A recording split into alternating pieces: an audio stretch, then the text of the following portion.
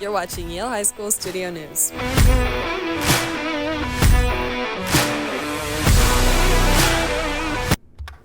Good morning, everyone. I'm Will Spain. Thank you for joining us today on this Tuesday morning. And I'm Riley Winters. Today is February 11th. On this day in 1990, after serving 27 years in prison, Nelson Mandela was released. Mandela went on to spearhead negotiations to end apartheid in South Africa. Let's take a look at today's lunch menu. Today, we will have nachos. This next message is for seniors. Local scholarships are now open. The links were emailed to you on February 4th. Most have a deadline of March 31st, but there are some with much earlier deadlines. Please apply to as many as possible. Candygrams are being sold in the cafeteria this week for $2. Make sure you stop by the table and buy something for someone special. There will be a mandatory practice tonight from 4:30 to 6:30 for mock trial. This is our last chance to meet with our lawyer before regionals next week. Keep an eye out for a remind message from Mrs. Satera in case anything needs to change. If any lawyer/witness partners would like to practice during growth, please see Mrs. Duke for a pass.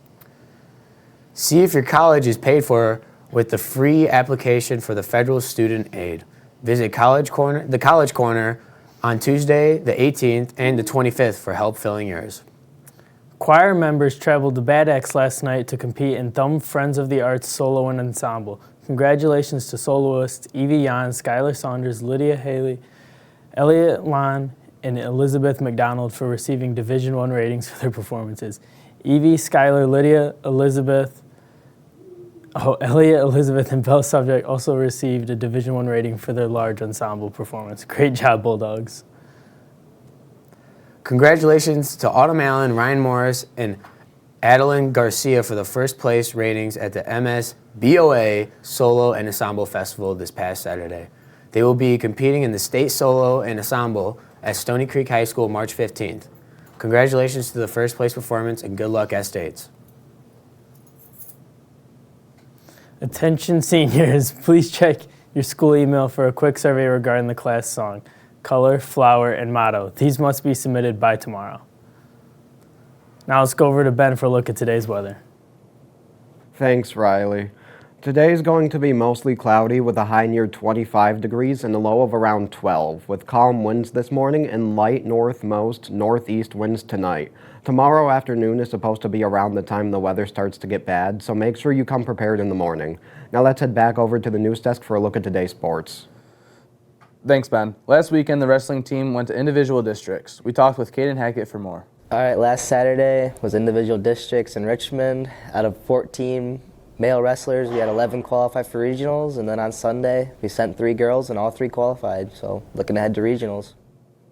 On Saturday, boys powerlifting had a meet at Croslex. We talked with AJ Barr for more. So there was a meet at Croswell last weekend.